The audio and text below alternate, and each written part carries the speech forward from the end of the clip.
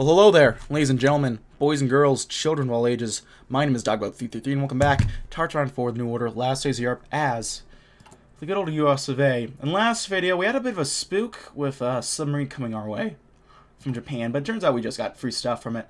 And we're currently working on, I think we're still working on Orion 1. It's January 1970.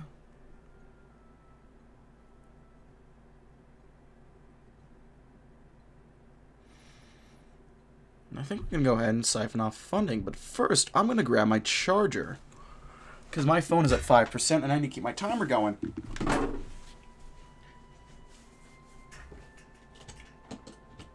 And, we're also finally starting to get dead again, guys. Which is fun, of course.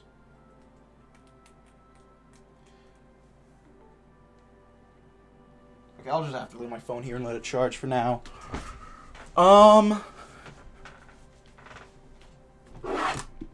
Yeah, okay. We can siphon the military budget for NASA. If we wanted to, cost emissions will decrease. Money never stops flowing.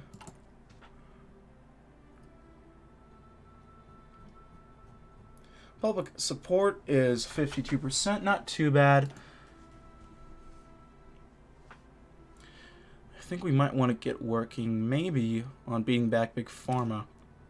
The rapid advance of technology regarding health, the average American citizen's illness has been well studied and easily be taken care of. However, we must bear with the suffering of paying the outrageous prices of towering pharmaceutical companies, choking up the average citizen who may already be suffering from a wide range of health issues. Such companies have already taken a mix of shadowy economic strategies and hurting average Americans. It is absolutely unacceptable to allow such practices to continue. Our administration will bring Big Pharma back in line of acceptance. We will issue several restrictions on these companies' activities and stand resolute in our fight against their monopoly of the health industry. As an industry that seeks to serve the sick and dying ought to act morally sound and economically responsible. Okay. Damn, Glenn, going after Big Pharma. Stop, dude. I can only get so erect by reading these events.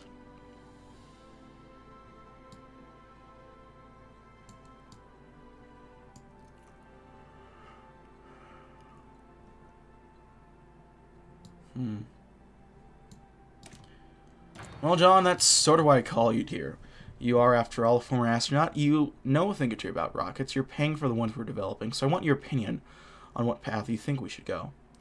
Uh-huh, replied President Glenn, crushing the telephone against his cheek. So, what are our options? Well, some of our plans going forward for the moonshot involve a lot of building an orbit. We're going to need rockets that are plentiful and cheap so we can launch a large amount of small craft into space such that they can be constructed into larger vehicles. On the other hand, we could simply build one massive rocket, powerful enough to get to the moon and back. Well, why not both? A short laugh came from the other side of the line, followed by a pause. You're serious? Well, we could probably do that. It'd be darn expensive, though, John. Huh. I'll think about it and give you a call back. Cheaper routes always better. Towers of engines and propellant is the only way to go. Or we can just do it all and see what sticks.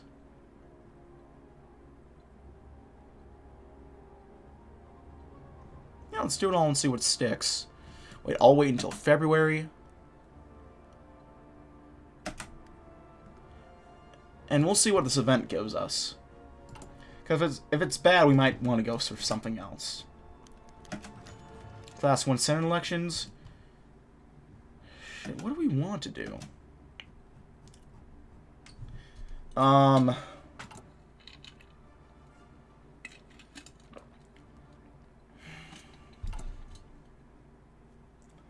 wish we could get a look at who's up for grabs this time around.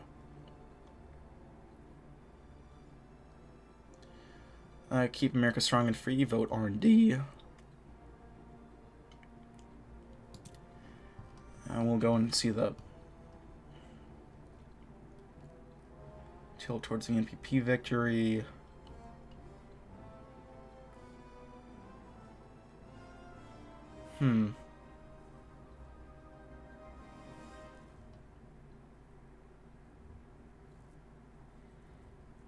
Okay.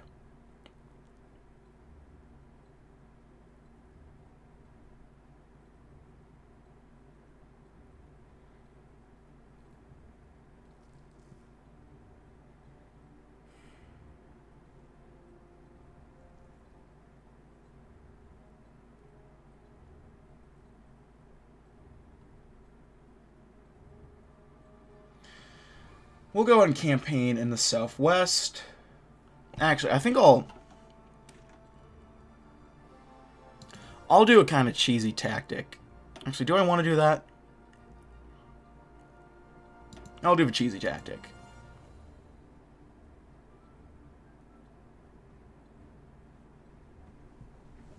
For the midterms, you're working against the AI. The elections, you're not. So with that in mind, we'll do it all and see what sticks.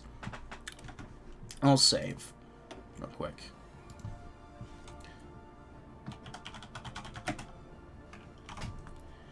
I might have wanted to do this back in, was it 66? But it came to me now. I just remembered it was a case. I kind of wanted to see how it went anyway. You can work for the NPP and then sit back and see what happens. Because if we can just go ahead and not campaign at all.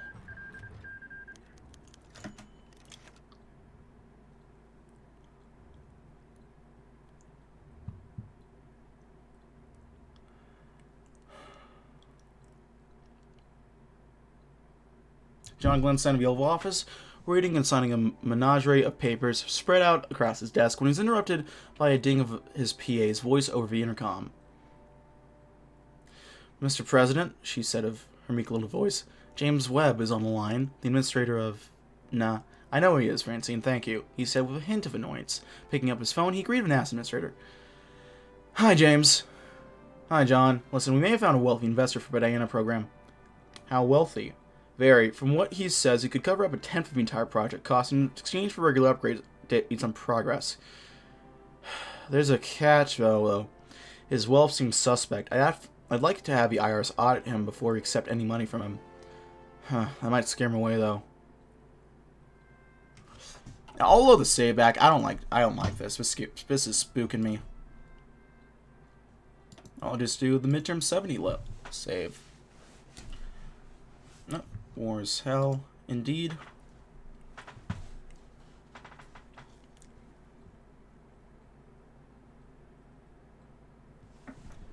How are we doing on time?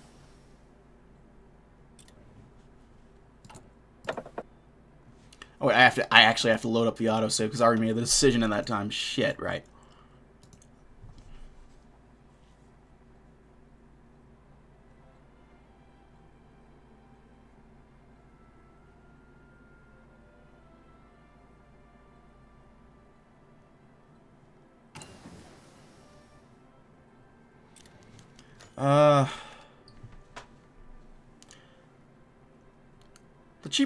The cheaper route is always better. Get some money going. Class 1 Senate elections, and then we can just go ahead. I'll overload that save real quick.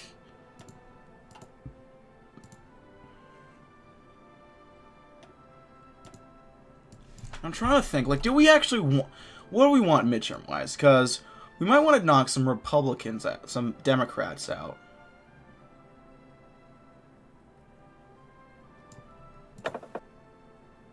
Because the center is probably more amicable to us, policy-wise.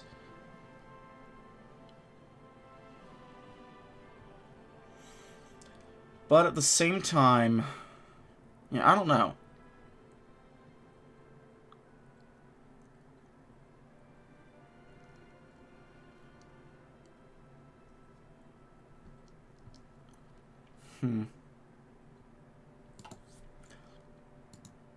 I think I will campaign for NPP. I won't do that much campaigning in specific areas, though. Or, like, really contentious. I might do in some contentious areas, but not too many. Just to try to maybe unseat some Democrats, see if we can get some center people. Oh shit, do we want to do that? Yeah, I guess we'll try it.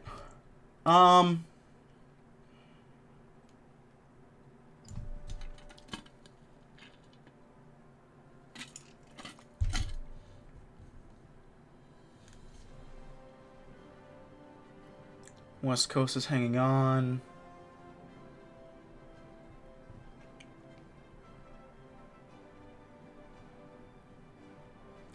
And we'll stay away from the East Coast. New England we'll probably stay away from. We'll work, I think, on the Southwest and the center.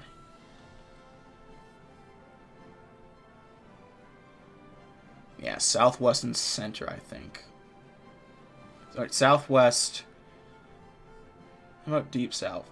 Yeah, we'll do Deep South and Southwest. We'll start with the Southwest because there's a bit more seats there, a bit more game to have. Where are they doing? Central East Coast, that's fine. I'm honestly okay with them working on flipping that.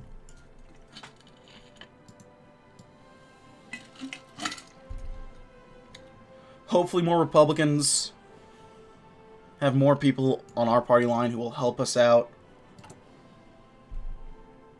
And we'll get working on being back Big Pharma. Which is beautiful. Beautiful. You can also see, like, who really supports us. RD support is high. NPP support is very high in Nevada. California is high all along. They really like everyone. They don't really care one or the other. Same in Idaho, Utah, Zona, Barry Goldwater, and unknown Democrat.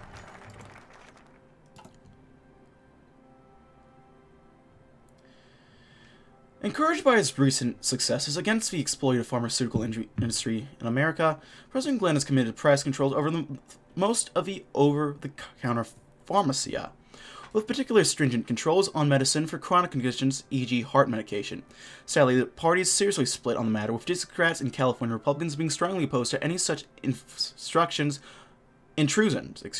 on free enterprise, not to mention the profits their home states make from Big Pharma in the form of jobs, taxes, and campaign donations. The pros, however, enjoy significant support in the Northeast, one of Glenn's most important voter bases. It is politically sensible to pass price controls, at least to some extent, but we can never push it through Congress as it stands. As such, we'll have to do it via executive order, something which is sure to infuriate the opponents of a proposal, especially among the states' rights proponents of Democrats. We'll also be unable to point the blame at Congress this way, so a choice must be made about how much division in the party we are willing to risk over this matter. Moderate price controls may be a better compromise. You know, you can't enter orbit without firing all the thrusters. Our base preparedness for unmanned missions, or the dead last programs.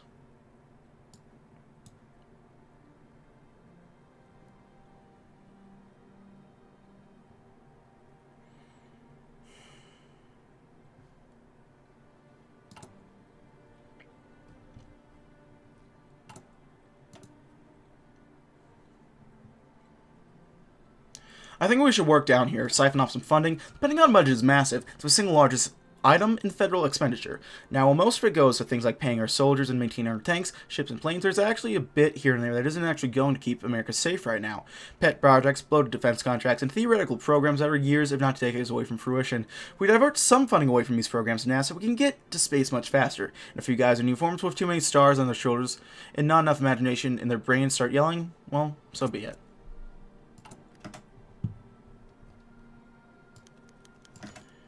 What the hell are we playing these advisors for? RDs. I'm okay with that. There will be no half measures we can help, but with one executive order, we will spear Big Pharma once and for all. No longer will the ills be exploited by the greedy monopolies. Our approval ratings are soaring across the board, but the party is furious at the railroading pro-business, especially in the western states with a huge loss of income. The party is fraying at the edges, and probably won't be too long before we face an opponent revolt over this issue on the Hill. Well, sometimes you just need to let the stew cook so you can chew the red, as they say in Appalachia. We need to let this proposal cook the media and look at the response from public and Congress before pushing it through. Well, batten down the hatches, public support will increase, but the RDs become more divided. But we're still working together well. And just like that, not quite ready for anything, but still working on it. Okay, they finished up in New England. They did a good campaign there, which I'm okay with.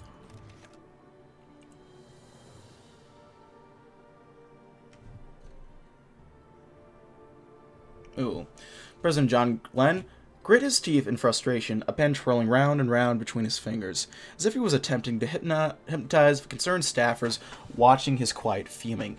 In front of him, at the resolute desk, lay half a dozen sheets of paper, their eyes frayed from Glenn's barely contained urge to crumple them as he read. A reaction from parts of the party had been expected where price controls were announced, but not this strong of a revolt. The letters from the House Majority Leader was lengthy and flowery in his expression of concern with the integrity of the party's congressional representation, but the threat veiled between the lines was obvious even to someone without the political experience. Open protests in the media, corporate donors backing out of campaign funding, and perhaps trying to sabotage the economics of the insurance market to weaken the party on the West Coast. Even a threat of attempted congressional censure for his own party should the president not limit his planned price ceiling for drugs. Sir, have you decided on a response?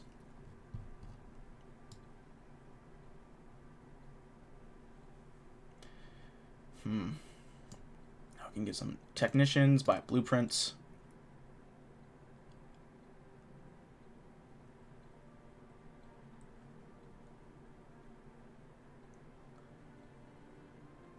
Yeah, we'll do that. Stronger allies. Those in the north will be overjoyed. How are we doing in the north?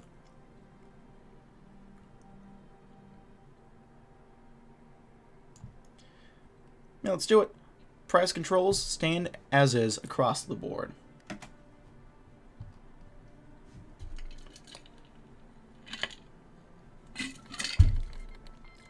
Let's see, battleship diplomacy.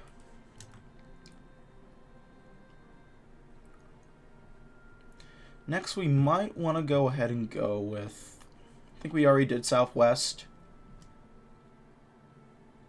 Deep South.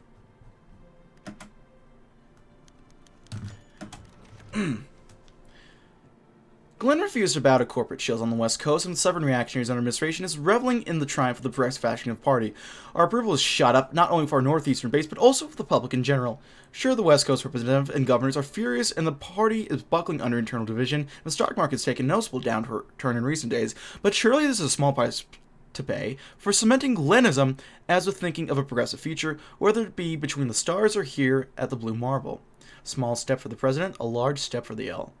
We'll get some public support, a lot of public support actually. Our poverty will slowly improve, and our GDP growth will decrease a little bit. Which isn't the best, obviously, but you know, what are you going to do? Where are these guys campaigning? Again in New England, okay. I'm okay with that, like I said. Like I said, our best bet is to swap over, maybe see if we can get some center people in the Southwest and the Democrat and the South, because I don't think I need to remind you that we have a senator from the center in Alabama somehow. So at the very least, polls are updated. Let's check in the horse race. Southwest is still a toss-up.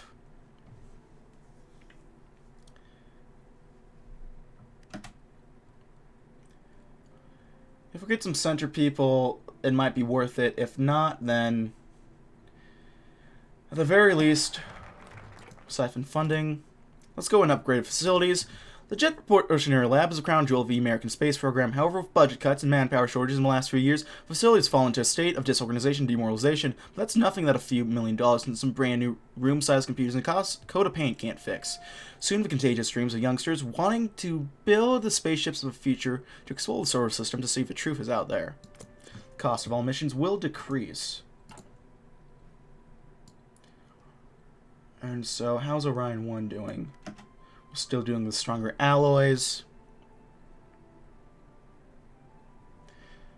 Which, again, we'll get to one of these days eventually. You can get a new general. We should probably get a new general for these guys. A stellar NPP campaign. We'll get Robert Porter. Actually, let's get Burton E. Spivey. I don't know why I was thinking Porter. Because he looks way better right now for our all intents and purposes. Well, the Japanese are still in Midland campaign. Might still help in November. That's okay. Because our eyes are to the southwest. Once again. Air assault.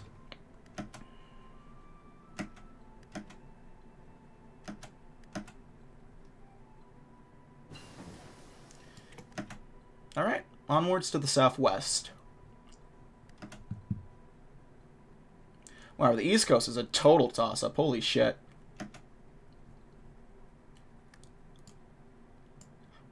We'll see where the opposition is campaigning. Military construction, why not? Heavy aircraft. Oh, we can now start upgrading some of our other stuff. Light aircraft. Maybe some jet fighters. I'll get the effects from civilian or military austerity. I'll cut civilian spending again.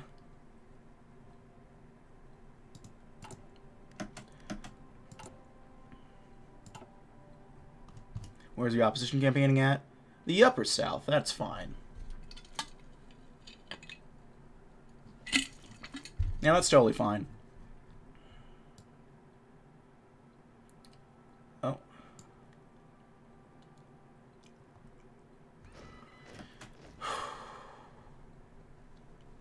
I'm tempted to launch...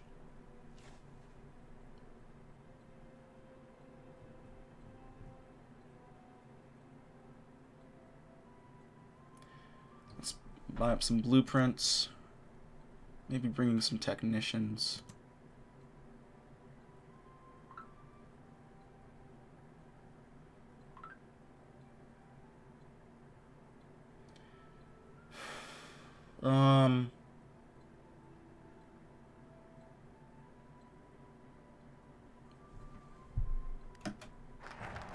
Upgrade facilities.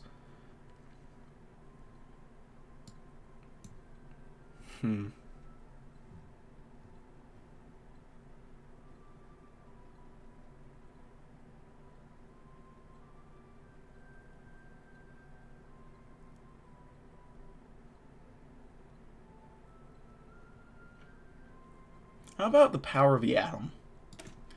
To solely focus on atomic power through the lens of the bombing of Pearl Harbor is to miss a forest for the trees.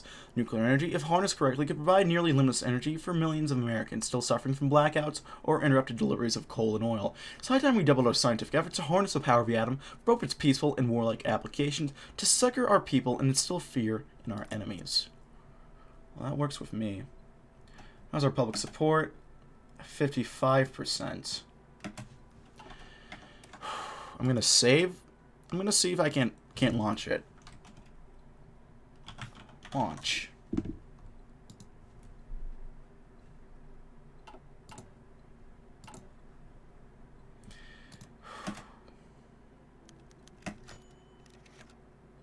All system nominal. Good news from headquarters. Our latest unmanned mission has had a successful launch. NASA engineers have worked hard on this mission and it looks like it's paid off. The American people watch on our screens both at Launchpad and at home from their television sets. Back at NASA, we were eagerly waiting the critical data that will come out of this mission. Who knows what we will find? Cheers were heard across the nation as the rocket left the Earth. The rocket's launch went without a hitch as it ascended past the horizons. All systems are reporting back as nominal, and will proceed as planned. We should be seeing the results of our mission fairly soon, but for now it appears we are in the clear. Onwards and upwards. We've received the full data from our latest unmanned mission. Already, our engineers are poring over the data, but everyone down at HQ is happy with the results. Our boys at RD also have ideas on how this data can be put to use, potentially evolving our rocket program to reach even further heights. The announcement of a more successful mission has garnered public support as well. More and more of our nation are seeing our space programs as a future of our nation. The people are setting up their imaginations to see what we'll do next. The continued success of our missions will continue to build public faith in our programs. We've got 41 research points and 5 public support from the unmanned mission. Mission accomplished. Beautiful. And we got a good amount of research projects.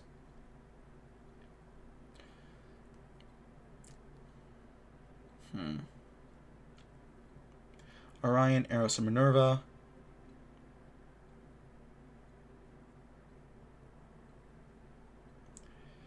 Let's do Probe IV2s.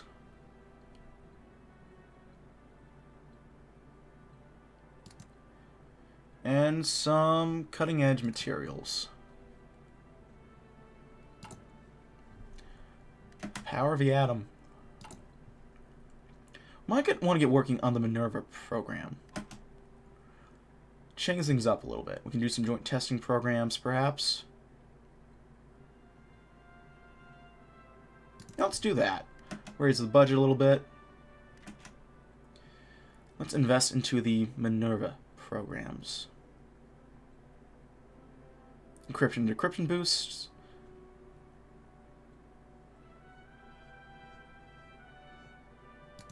Yeah, let's do it. Get something different going. Polls are updated. Let's check in on the horse race. The horse race. Tilt towards NPP victory. Democratic Party.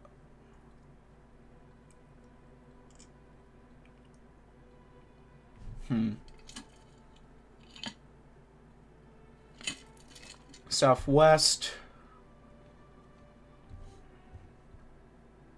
Arizona's a toss-up.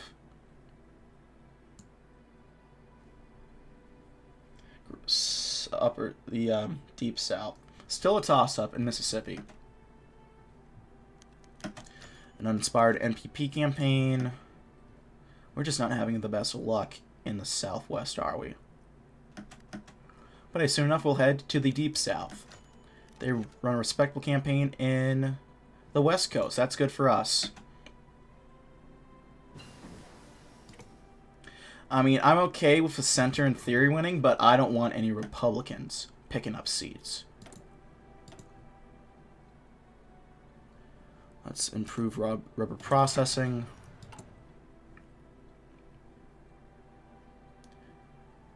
Get campaigning in the Deep South once more.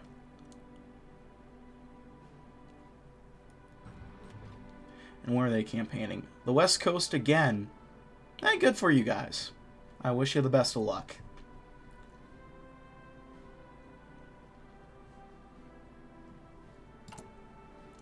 Power of the atom. Raise our public support. Beautiful.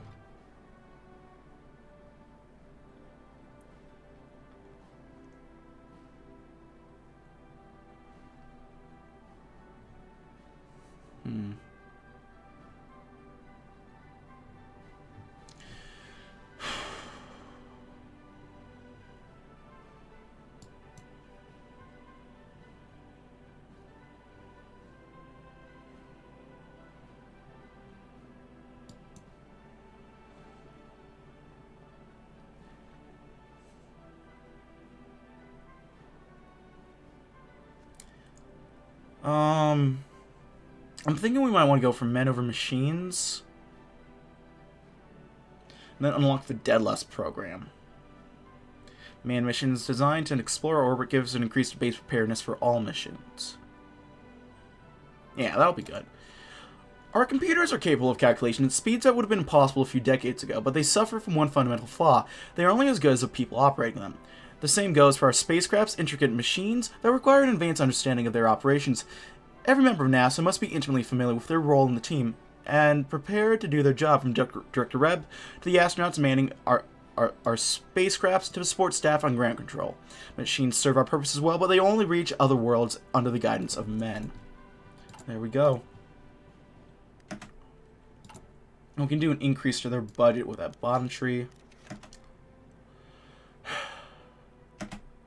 Cross-Pacific, sir. Our agents have stated that the highest probability for the location of Japanese Empire's stationing of nuclear capabilities would most likely be in the various Pacific islands, such as Wake or Midway, while the mainland would contain them, and the cities of Kushiro and Hachinohe, Nelson Rockefeller said to the concerned expression worded by President Glenn.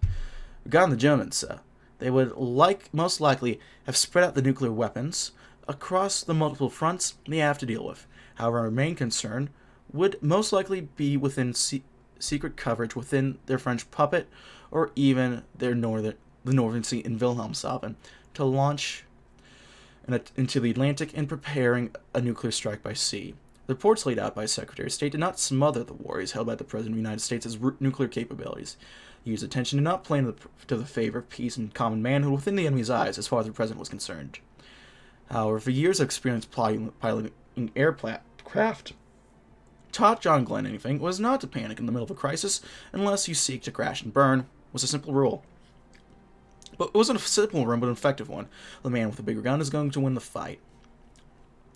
With the air capabilities already being improved with the funding for NASA, there remains but one obstacle ahead for the nuclear arms race, nuclear power itself. Jen picked up his office phone and spoke to it. Hello, ma'am. Could you put me through to Javits? Absolutely, sir. The defense budget are more than allows a research program to go through. We could absolutely coordinate with them to work towards a greater missile supply. And about the nuclear power, the report we just received even measures the approval rating to be considerable, meaning you have to go on the project, sir. How shall we proceed, Mr. President? For the sake of peace, Mr. Secretary. So building nuclear reactors will help raise our nuclear stockpile, and our nuclear stockpile societal development is going to get working on improving already. Slowly but surely. I'm not joking, and don't call me Shirley. Modern research facilities. It's pretty good. Primary schooling. Hopefully we'll get up to secondary schooling in time. Yeah. Opposition campaign in the West Coast.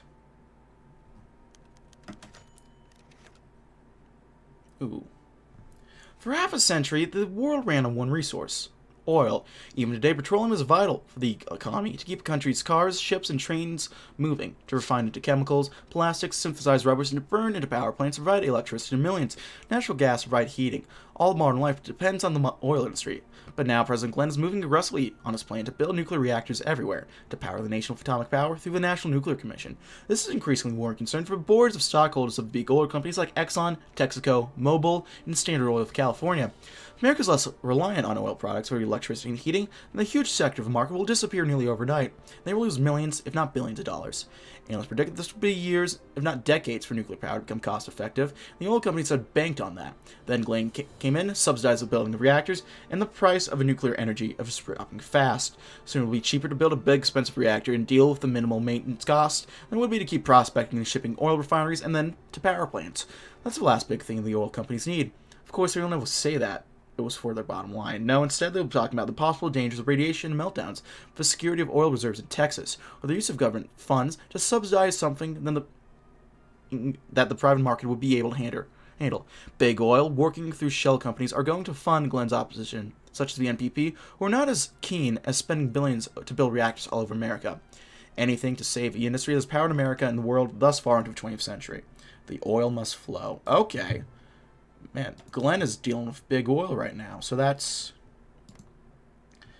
going to hurt us in California, more than likely. Texas, I gotta imagine it's going to help the MVP. Oklahoma. Maybe New Mexico. That's really it, though, it seems. Oh, maybe Alaska. Alaska, probably. No? Where are the resources? Don't they have, yeah.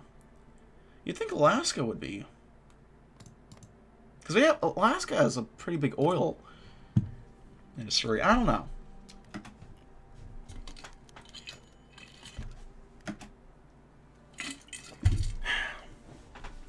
For the first time in what seems like ages, several representatives of the United States of America and the German Reich have gathered without a firefight, breaking out of the threat of nuclear annihilation, dangling ever closer to a reality.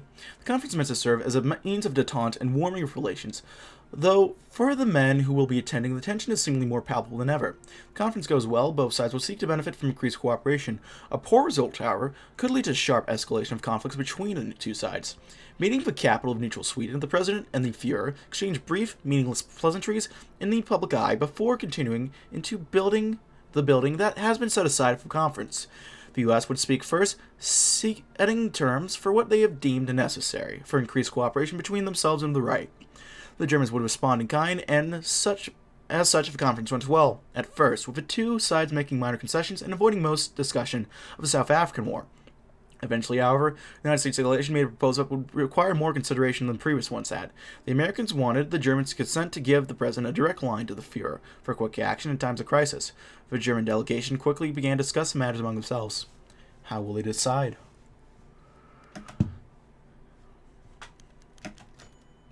Germans insist on a hotline. Or German declines hotline. Okay. When we proposed that the Germans install a hotline to the White House, we were not expecting much resistance from Germania. After all, it was practically a non-concession. Both sides had nothing to lose by it and everything to gain, yet somehow Bormann has managed to turn the issue into a debate. Despite our insistence on the importance of the issue, the Germans have flatly declined any possibility of a hotline between our country leaders. While the direct line is in no means strictly necessary to achieve detente, the frank rejection of our first proposal, should one be entirely would be entirely mutually beneficial, grates on us. Should we demand that we acquiesce?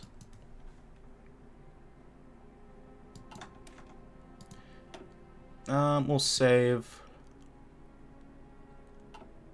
Yeah, I think we'll insist on a hotline. Okay.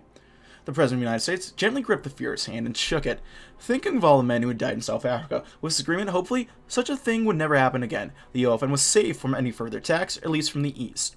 The Japanese in the west would begin to mobilize against them. Meanwhile, the Emperor would be facing the might of two superpowers, not just one. The free world may very well have been saved in this very room. Jackie had been lauded across the nation for solving the Hawaiian missile crisis, true. But what would the American people think of a commander-in-chief who would stop the Breton missile crisis before it ever even happened? It certainly had been an eventful day, that was for sure. As the American delegation was escorted to the conference hall by the Secret Service, however, the President happened to lock eyes with Bormann, sitting amongst his fellow Nazis who were babbling excitedly in German. The weight of what the President had done finally hit. America had, for the first time ever, struck a deal with the Krauts, a fascist power, brutal and cold in its repression of all dissent, and the world's beacon of freedom had shown itself willing to compromise with them. Suddenly, what had happened to the boys in South Africa was no longer a reassuring thought.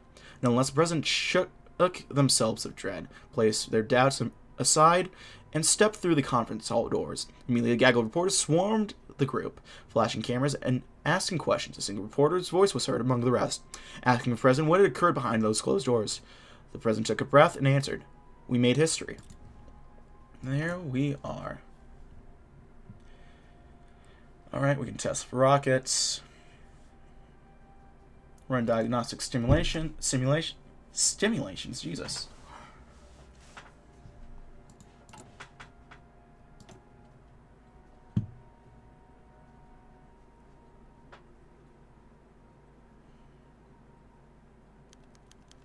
A calamitous NP. God, what are we doing with our fucking advisors if we're paying them this? Huh? Respectable campaign, that's okay. Alright, Central East Coast, I'll take that. The Republicans could use some help in the Central West Coast. Lots of toss-ups. Great Plains. West Coast.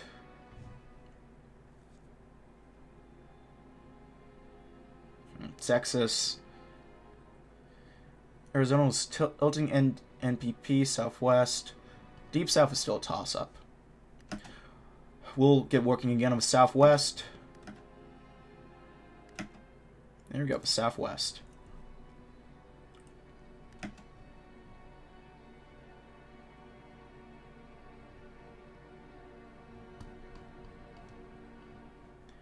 Or are they campaigning the Central East Coast again?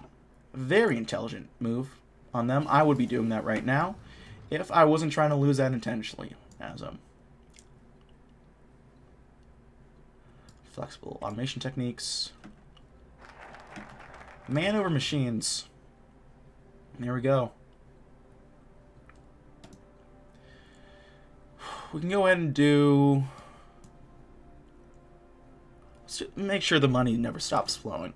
The National Aeronautics and Space Administration is now back on its feet and proposing some big plans. Probes to explore all over planets in the solar system. Rovers from Mars, a gleaming new space station in orbit around the planet, reusable space shuttles, and even a base on the moon.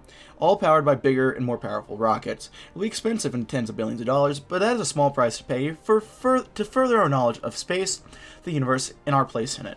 To beat the Germans in every possible manner. They may have landed on the moon first, but America will go to infinity and beyond.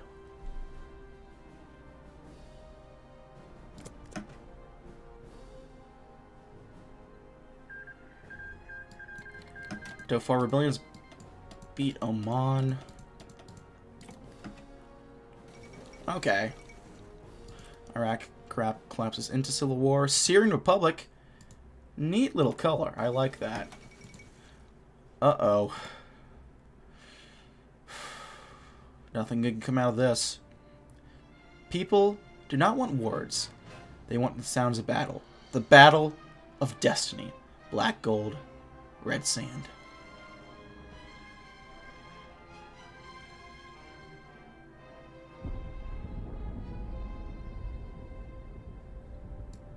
Well, there we go. The oil crisis is not good, needless to say. The trade has been terminated. Like any machine worth the name, the American economy functions on a continuous flow of oil. Its bitumen paves the country, many thousands of miles of highway. Its petrols, kerosenes, and diesels fuels from the trucks, planes, ships, and cars, transferring money and goods from city to city. Its naphtha and gas compose many chemicals and heat many homes, whether the rig off the Louisiana coast or the bountiful wells in the Arabian Peninsula. Cheap oil is the linchpin keeping up the world's strongest economy, strong from the bottom up. And then, one sunny day, in the turn of a decade, oil prices quadrupled to $12 a barrel. And like an engine with neither lubricant nor fuel, the world's strongest economy sputters into sudden halt. Pandemonium strikes Wall Street floors as indexes dovetail past their throughs with no signs of slowing down, let alone stopping. Main Street fares little better, looking at only the mile-long lines of cars outside gas stations across the country, both awaiting shipments of fuel that will never come. As conflagrations sparked abroad, the crisis they have brought to America's shores has skyrocketed the prices of goods while simultaneously keeping people from earning money for them. In other words, a cataclysm poised to stunt, even reverse, decades of growth. America turns desperately to Capitol Hill for an answer to the world's first ever oil shock. Congress turns desperately to the White House for solutions to a quandary that evades modern economic thought. The buck has now landed on the Resolute desk. When and how shall its occupant respond? We have some changing up to do. Let's see if we get the new focus. There it is. Running on fumes.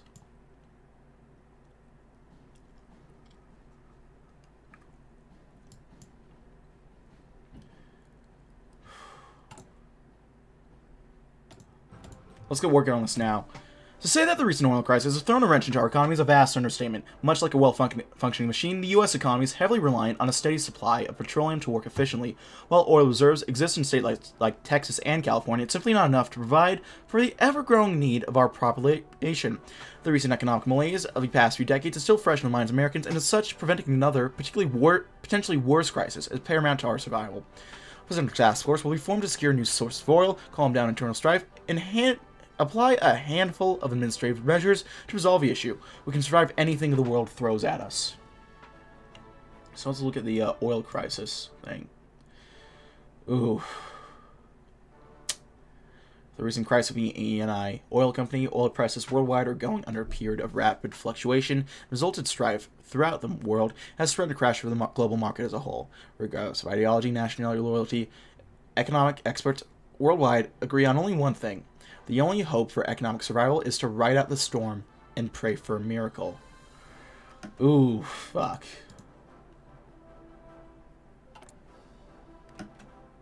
Oh!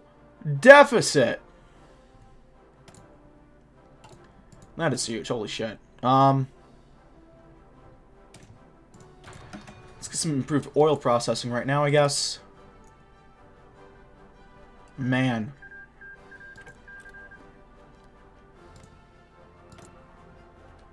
Oh boy.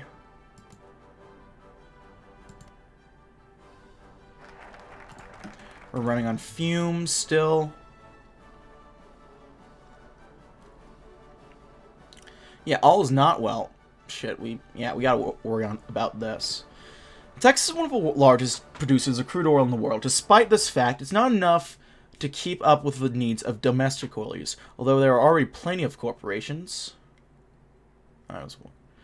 Corporations drilling for oil in the area, it's still not enough. We need to encourage existing drillers to expand new drills to set up rigs and subsidize their businesses so they don't immediately go under from the weight of their expenses. Hopefully, with all this initiative going forward, Texas and oil will heat homes during the winters in New Jersey, power trucks on interstate highways in Utah, and keep industries running in Florida long enough for us to sort all this out. Well, effects of oil crisis will be reduced. Very, very good. And I think this is a good place to cut it here, ladies and gentlemen. Thank you as always for watching. If you like this video, go and leave a like. If not, feel free to dislike. If you want to see more of this content in the future, go ahead and hit the subscribe button for more uploads every weekday, as well as every Saturday. If you have any comments, feedback, concerns, anything of the sort, go and leave in the comment section below. I read all the comments I get and appreciate any all feedback you might have for me. If you want to see a few bucks my way, I have a Patreon down below. We can chat, play games, and just have a fun old time in general. If you want to see me do sort of a live Twitch, and if you want to send a few bucks my way, Patreon. That's about it for now, ladies and gentlemen. Thank you so much for watching. My name has been Dogboat333. I'll see you guys next time. Goodbye.